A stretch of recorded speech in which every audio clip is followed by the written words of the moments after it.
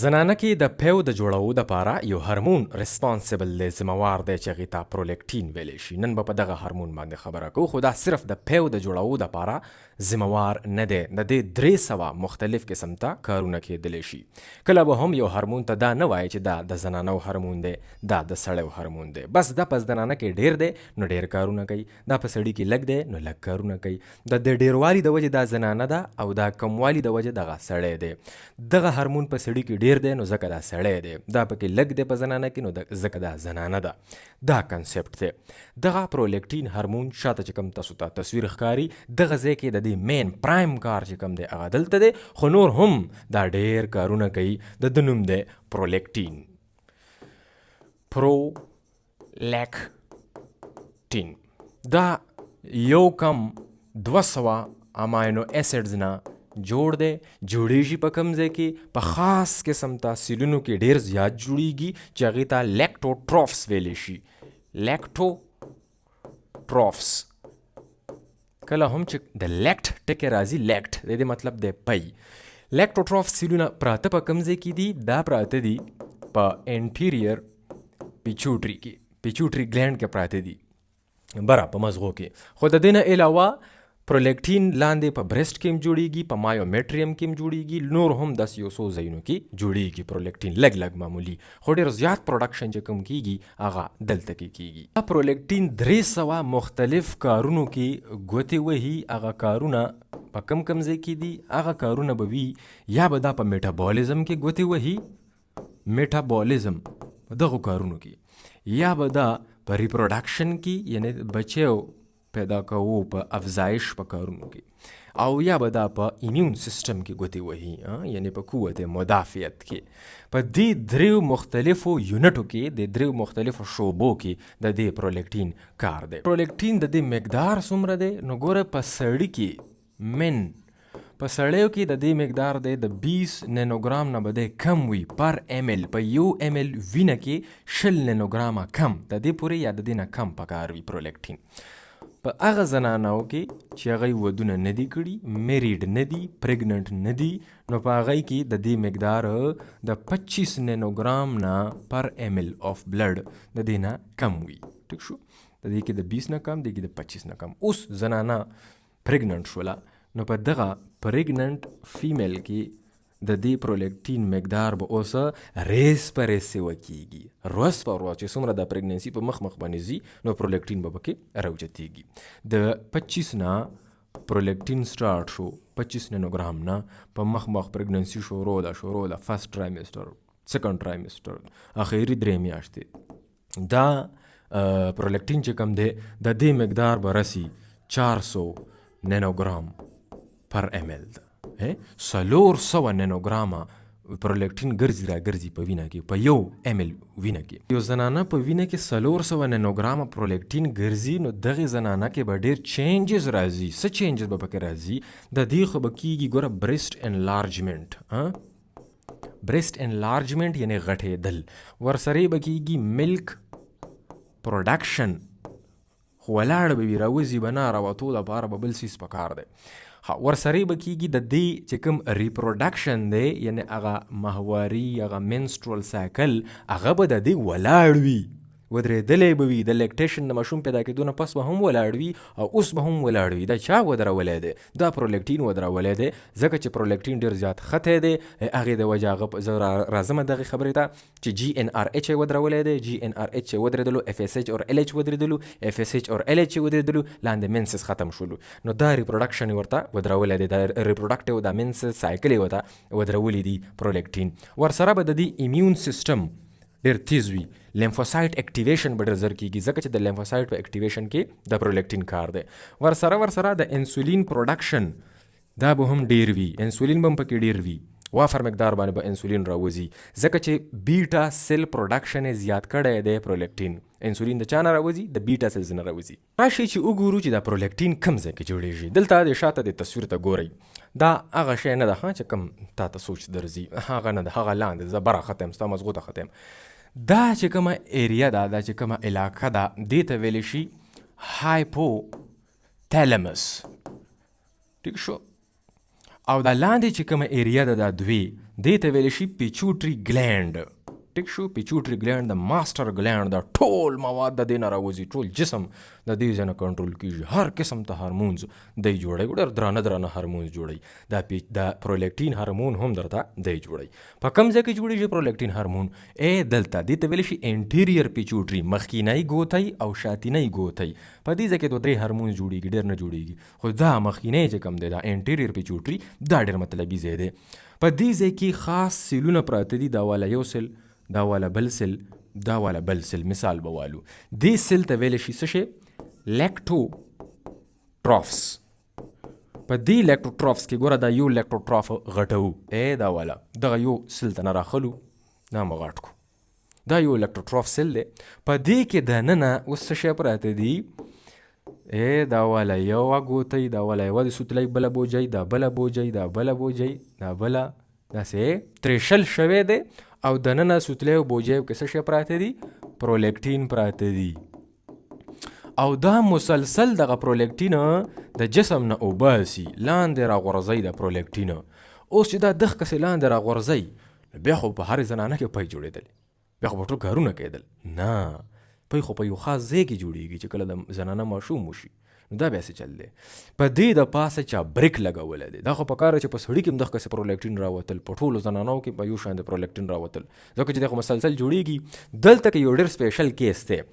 هایپوتلمس دلته کې صرف پرولیکټین خو نه دی که نه، بلا هارمونز، ګروث هارمونز، یو شی بل شی، دا ټول د دې ځای نه راوځي چې کوم د پیچوټري والا هارمونز دي، ټول د دې ځای نه راوځي.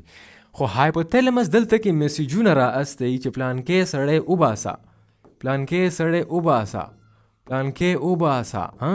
دلته کې ټولې بوجۍ پرتې دي، خو د پرولیکټین لپاره کم میسیج رااستوي. پرولیکټین خو د دې محتاج نه دی چې هایپوتلمس ورته ووایي چې وی باسه، پرولیکټین خو په خپله باندې وځي.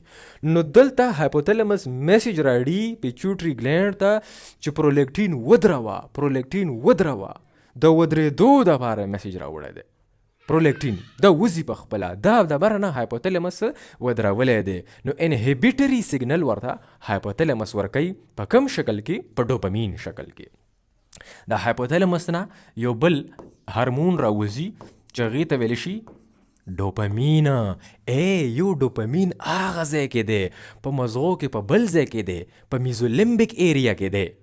میزولیمبک ایریا چې د خوشحالېدو والا، د ریوارډ والا، د پلیژر والا ځای دی. موږ چې وچې لکه ډوپامین مې راووتو، ښایسته خوراک مې ولیدلو، واده کې ناست یم، دوپړی کې ناست یم. دلته چې دا کم ډوپامینز راوځي، دې ځای نه ډوپامین راوځي د دې سټ نه، دې ته ویلی شي ټیوبر انفنډیبولر ډوپامینرجیک نیورونز. دلته چې کوم نیورونز پراته دي دغې ته ویلی شي ټیوبر انفنډیبولر ډوپامینرجیک نیورونز. دغه ځای نه چې کوم ډوپامین راوځي دا یو میسیج دی د چا دپاره؟ د لیکټوټرافس دپاره. د دې دا یو ډوپامین رالو، دا والا دا ډوپامین را خوشه شو، دا دلته کې رالو، دې لیکټوټرافس د پاسه بانډینګ وکړو او دته یې ووایي چې تا کې چې دننه پرولیکټین پروت دی، دا ونه باسې، دا بند کا، دا ودروه. دا میسیج ورته ډوپامین راوړی دی. نو دې ځای والا ډوپامین دا ایز ا هارمون کار کوي، او د هغه ځای والا ډوپامین چې کوم دی د خوشحالۍ والا چې هغه د وینټرل ټیګمنټل ایریا نه راوځي، VTA ایریا نه راوځي، هغه ایز ا نیورو ټرانسمیټر کار کوي. په دې خبره ځان پوه کړئ، دا ډېره ټیکنیکل خبره ده. دغه لیکټوټرافس چې کله دلته راورسېدو، په دې لیکټوټرافس د پاسه ډوپامین ولګېدو، دا والا دا د بندو والا میسیج دی، راوړو دته میسیج چې ګوره دا ګوتۍ خلاصه نه کړي، دا ونه وباسي درنه، ګوتۍ درنه ونه وځي. او دلته چې په دې لیکټوټراف کې کوم نیوکلیس دی، په دې نیوکلیس کې چې کومه DNA پرته ده، دغه DNA ته هم میسیج راوړو دلته نیوکلیس ته چې ډوپامین مه جوړوه نور، پرولیکټین مه جوړوه نور. نو مزید پرولیکټین جوړیږي هم نه، او چې کوم جوړ شوی پرولیکټین دی په ګوتیو کې پروت دی هغه وځي هم نه. نو په دې د پاسه یو لاک لګېدلی دی، تاله لګېدلې ده د ډوپامین په شکل کې. او چا لګولې ده؟ هایپوتلمس لګولې ده. په چا باندې؟ په پیچوټري ګلینډ باندې. اوس موږ غواړو چې پرولیکټین دی په جسم کې ډېر زیات راووځي، هسې خو نارمل لیول بیسل لیول باندې ګرځي راګرځي 24/7، خو موږ غواړو چې نه ډېر دي شي پرولیکټین، موږ ته پای پکار دي. نو پرولیکټین د تیزاو دپاره دا یو څو کسان غواړي، څوک غواړي لکه سټیمولنټس فار پرولیکټین پروډکشن. دا څوک دي؟ دې کې یو د ایسټروجین به ډېرېږي په جسم کې، نو اله به پرولیکټین سیوه کېږي. یو بل هارمون دی چې هغې ته ویلی شي TRH تایرویډ ریلیزینګ هارمون. چې کله دا هارمون تیز وي ډیر وي نو هغې د وجې به هم پرولیکټین سیوه کیږي. نیپل سکلینګ ریفلیکس چې کوم دی دا پی سکلو والا چې کوم دا نیپل دی دې باندې که ماشوم سکینګ کوي راکاږي دا ځای نو هغې د وجې به هم پرولیکټین سیوه کیږي په وینه کې. ولې به سیوه کیږي؟ ځکه چې کله نیپل سکینګ کیږي نو دغه دوران کې سیګنلز بره مزغو ته د څه شي په ذریعه باندې د افرنٹ نیورونز افرنٹ سیګنلز یعنې لاندې چې کوم سنسوري نروز دي د هغې په ذریعه باندې افرنٹ سیګنلینګ کیږي بره، او چې بره سیګنلینګ وشي نو ډوپامین چې کوم لګېدلی دی چې کوم لاک لګېدلی دی هغه لاک لرې شي ختم شي، او هغه لاک چې کله ختم شي نو پرولیکټین پروډکشن او پرولیکټین ریډیمیډ پرولیکټین چې کوم دی هغه په وینه کې راخوشی شي. ورسره د دې پروډکشن دپاره ګوره چې دا کوم انټي سایکوټکس ډرګز دي ډېر ټولې نه خو انټي سایکوټکس د انټي ډپریسنټس وغیره چې کومې دوايانې د انزایټي د ډپریشن په کیسونو کې په دغه منټل ډسارډرز کې چې دا کومې دوايانې استعمالیږي دی کې څه دوايانې داسې دي چې هغه D2 بلاکرز دي، یعنې د ډوپامین والا دروازې بندوي. اوس چې د ډوپامین دروازه د بنده کله نو په لیکټوټراف د پاسه خو D2 دروازه لګېدلې ده نو ځکه ورته ډوپامین راتللو. نو په انټي سایکوټک دوايانو کې دغه D2 دروازه چې کله بند شي د ډوپامین والا د دپاره بندوي چې ډوپامین ګرځي راګرځي انسان لغونه خوشحاله وي. نو دغه D2 دروازه چې بند شي نو بیا خو ډوپامین کار نشي کولی، او ډوپامین په دغه ځای کې په د هایپوتلمس او د پیچوټري په ذریعه په ځایونو کې دلته کې د کار کولو ایز ا بلاکر فور پرولیکټین نو ایز ا بلاکر اوس د کار نشي کولی نو پرولیکټین بیا ډیر راوځي. نو انټي سایکوټکس دوايانو کې دا شی هم شته په څه دوايانو کې چې دی د وجې پرولیکټین بیا ډیر راوځي. اوس الکه پرولیکټین روان شو په وینه کې ټیک شو راووتو دا والا پرولیکټین په وینه کې راخوشه شو لاندې، نو لاندې به دا چرته کې راځي دا به راځي میمري ګلینډز ته دلته چسټ ته به راځي برسټ ته. میمري ګلینډز کې چې دا رالو دا به کوم ځای ته ځي دې تصویر ته ګورئ دا به راځي دلته دا الویولا دا یوه الویولای ده دا الویولس ته دا بله الویولس ته دا بله الویولس ته په دې ځای کې رالو دا یوه الویولس موږه کولاوه کړې ده. نو په دې کې چې دا کم باونډرۍ والا دا غیر چاپېره سیلونه دي دې ته ویلی شي اپیتیلیل سیلز. ګورئ چې دا ځای غټ و دا والی دا یو اپیتیلیل سیل دا بل اپیتیلیل سیل داسې دا ګول دایره یې جوړه کړې ده دا بل داسې دا بل دا قصې څنګه چې مونږ هغه بله ورځ د غوا په باره کې هغه ایکسپلینیشن کړی و قصې دا اپیتیلیل سیل ته څه شی رالو پرولیکټین رالو. ولې ورته رالو؟ ځکه ورته رالو چې په دې اپیتیلیل سیل د پاسه دې چې کوم دا ملک پروډیوسینګ سیل دی د دې د پاسه یو دروازه لګېدلې ده یو ریسپټر لګېدلی دی چې هغې ته ویلی شي پرولیکټین ریسپټر PRLR په شارټ فارم کې پرولیکټین ته PRL ویلی شي پرولیکټین. دغه دروازې د پاسه چې کله دا شخ شولو پرولیکټین نو دننه میسج لاړو دلته ترانسډکشن ورته ویلی شي. دا خبره هم یاد ولرئ چې دا یو ریسپټر دی یوه دروازه ده پرولیکټین دوه دروازې رانیسي دوه دروازې راونیولې یعنې یو پرولیکټین دی او په دواړو دروازو د پاسه ولګېدو نو دې ته ویلی شي ریسپټر ډایمرایزیشن. ډایمر مطلب جوړه دا مونومر دی دا یو دروازه دا بلم دروازه ده دې ته مونومر ویلی شي. نو مونومر چې کله یوزی شي دې ته ویلی شي ډایمر یا په شریکه د پروسس ته ویلی شي ډایمرایزیشن. هغې د وجې دننه سیګنل لاړو یوه پاتوی یوه مجموعه جوړه شوه د پروټینز اکټیویټ په مخه دا اکټیویټ کو دغه رابیدار کو د رابیدار کو دا رابیدار کو د ټولې مجموعې ته په شریکه باندې ویلی شي جیک سټیټ پاتوی. دغه جیک سټیټ پاتوی د وجې دلته چې کوم نیوکلیس پروت دی په دې اپیتیلیل سیل کې دغه نیوکلیس کې دننه DNA پرته ده نو دغې ته دا ټول میسج لاړو دا ډایمر ټول دغه ځای ته ورسېدو دا جیک سټیټ ډایمر دلته نور ډایمر جوړ شي دا ټول دلته ورسي. او په دغه DNA کې دننه د کیسین جین نه مخکې چې کومه ټوکړه لګېدلې ده کوم پرومو ګوره زه دا سیل درته غونډ کولاوم یو اپیتیلیل سیل درته راخلمه دا یو اپیتیلیل سیل دی دا پکې دننه دغه DNA پرته ده ګورئ چې دا راکولاو کو دې DNA ته ګورئ دا والی دا دغه DNA ده. اوس وګڼئ چې دا ځای چې کوم دی دا د کیسین والا جین دی. کیسین څه شی دی د پیو والا پروټین دی او دا ځای چې کوم دی دا د لیکټل بومین پروټین دی. لیکټلبومین جین دی. لیکټلبومین څه شی دی؟ د پیو والا پروټین دی. نو د دې نه مخکې چې دا کوم ځایونه دي دا ځای چې کوم دی دا پروموټر ریجن دی او دا ځای چې کوم دی دا پروموټر ریجن دی. نو دغه ډایمر چې راغلی دی دلته د سیل ته راننوتی دی دا پروټین چې کوم راغلی دي دا راشي او په دې ځای باندې بانډینګ وکړي دلته کې ولګي او د دې د وجې دا ټول ځای را بیدار کړي د دې ایکسپریشن د دې ټرانسکرپشن او ټرانسلیشن شروع شي. دا څه شی دی؟ دا کیسین دی که نه؟ کیسین د پیو والا پروټین دی. نو د پیو والا پروټین جوړی بیا دی د پیو والا پروټین یې راوغورځولو بهر او دا څه شی دی؟ لیکټلبومین. دغسې د دې کار هم سټارټ شي دا هم تیز شي بیدار شي دې ته ویلی شي لیکټلبومین.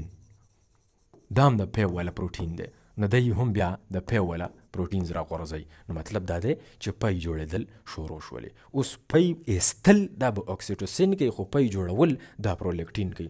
دا ټوله په سیلولر په مولیکولر لیول باندې تا ته ما ووایي چې پرولیکټین دغه کار کوي. اوس زه ستاسو امتحان اخلمه هلکه دا والی هایپوتلمس. ټیک شو؟ دا هایپوتلمس دی. دا ته نه دغه لاندې څانګې راغلی دي کنیکشن راغلی دی. دا پیچوټري انټیریر پیچوټري دا پوسټیریر پیچوټري. هلکه اوس زه یو کار کوم کینچي راخلمه او دا کنیکشن کټ کوم نو دوی خو بلا هارمون جوړی دی دواړه که نه. نو دغه هارمونز به بیا جوړیږي په وینه کې به وي؟ نه، وینه کې به ټول هارمون زیرو شي که چېرې زه دا ځای کټ کړم. دن وټ اباوټ پرولیکټین؟ پرولیکټین به څنګه شي؟ پرولیکټین خو چا ودرولی دی؟ چا ودرولی؟ هایپوتلمس. د کوم ځای نه میسیجونه ورکوي؟ هم په دې څانګه باندې میسیجونه راځي چې ودروه. نو دا څانګه خو ما کټ کړه نو پرولیکټین به په وینه کې ډېر زیات وي او نور هارمونز به په وینه کې زیرو وي که چېرې دا ځای کټ شو. کله کله داسې هم راځي چې دې ځای کې چېرته که رسولی جوړه شي دلته پیچوټري اډینوماز چېرته کې ټیمرز وشي په دې ځایونو کې یا په دې پورا په انټیری پیچوټري کې چېرته کې رسولی وشوله نون کینسرس رسولی یا کینسرس رسولی په دې ځای کې جوړه شوه نو هغې د وجې ګوره هم پرولیکټین سیوا راځي په وینه کې. پریګننسي میګرنسي نشته ده، هېڅ هم نشته ده. فیمیل چې کومه ده دا نون میریډ ده، ان میریډ ده، خو بیا هم پرولیکټین پکې سیوا راځي. نو هغې د وجې کله کله هسې بعضه پیتولوجیکلي د هغې د سینې نه ملک ډسچارج کېږي، پی ته نه راوځي. حالانکې چې نه پریګننسي وي نه پکې څه ماشوم څه مسغه وي خبره وي، خو بیا هم پی ته نه راوځي. دغې کیس ته ویلی شي ګلیکټوریا. دا دغه ځای کې راوځي ځکه چې پرولیکټین سیوا دی، یا خو دا کیس چېرته کې راغلی دی یا چېرته کې بل چېرته کې هارمونل امبیلنس شوی دی او د هغې د وجې دا کیس راغلی دی. دغې زنانه چې کله ماشوم وشي نو ګوره بیا یو بل کیس کېږي چې هغې ته ویلی شي لیکټل امینوریا. امینوریا څه ته ویلی شي؟ امینوریا ویلی شي ابسنس اف مینسز. مینسز نه کېږي، مینسز نشته، ختم دي. ولې ختم دي؟ ځکه چې پرولیکټین ډېر زیات ګرځي په وینه کې. پرولیکټین ضروري دی د پیو جوړولو دپاره. نو ماشوم ته خو به پی ورکوي زنانه. دغه پرولیکټین په وینه کې ډېر زیات تاویږي راتاویږي، نو دغه پرولیکټین بیا یو کس ودرولی وي. څه شی ودرولی وي؟ GnRH. هغې اپلسټیلیټي ختمه کړې وي. دا څه شی دی؟ دا دوه کسان نور راوباسي، د دې د وجې راوځي. څوک راوځي؟ FSH او LH. نو اگئی څوک راوباسي؟ LH. اگئی په ښایي څوک؟ FSH. او د اگئی د وجې منسس کېږي چې اگئی ختمه شي نو منسس روان شي. نو دغه GnRH خو دا چابي خو ده ودرولي د پرولیکټین. نو هغې د وجې چې کومه زنانه ماشوم ته پی ورکوي نو د هغې منسس نه کېږي، وروستو بیا چېرته کې سټارټ شي. هغې پیریډز یا د هغې چې کوم هغه فرټیلیټي سایکلز دي، منسز وغیره، یا د هګۍ چې کومه راوځي هغه سایکل هغه ټول ختم شوی وي. دغې ته ویلی شي لیکټل امینوریا. خو دا سیکنډري امینوریا کې راځي. یو پرایمري امینوریا دی، پرایمري بنیادي منسز نه کېږي. خو د بلوغت خبره ده پکې 12 کالو 13 کالو پورې خو منسز نه وي. دې ته ویلی شي پرایمري امینوریا. خو چې څه بیمارۍ د وجې منسز ودرېږي یا پیکاز یا داسې دا وه نو دغې ته به ویلی شي سیکنډري امینوریا. صحیح ده؟ دا د ټوله د پرولیکټین کیسه ده. ګورئ به سونا ابراهیم یوټیوب چینل. مهرباني.